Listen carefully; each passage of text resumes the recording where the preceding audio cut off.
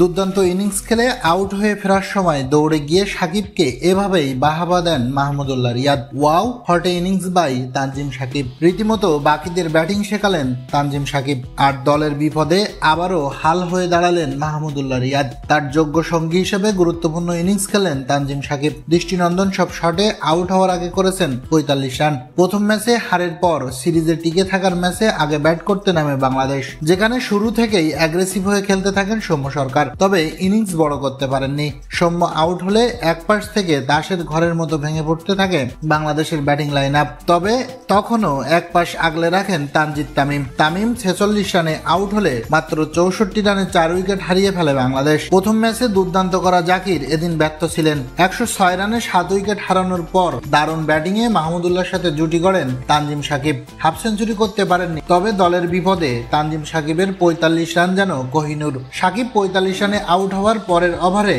বড় শট খেলতে গিয়ে আউট হন মাহমুদুল্লাহ রিয়াদও। আউট হওয়ার আগে করেছেন ৯২ বলে দায়িত্বশীল ৬২ রান। শেষ দিকে শরীফুলের ৮ বলে ঝোড়ো ১৫ রানে ভর করে ওয়েস্ট ইন্ডিজকে ২২৭ রানের লক্ষ্য দিয়েছে বাংলাদেশ। প্রিয় দর্শক, পরপর ২ ম্যাচ হেরে সিরিজ হাতছাড়া নাকি ম্যাচ জিতে সিরিজে টিকে থাকতে পারবে বাংলাদেশ? এ ব্যাপারে আপনার মন্তব্য জানিয়ে দিন কমেন্ট বক্সে।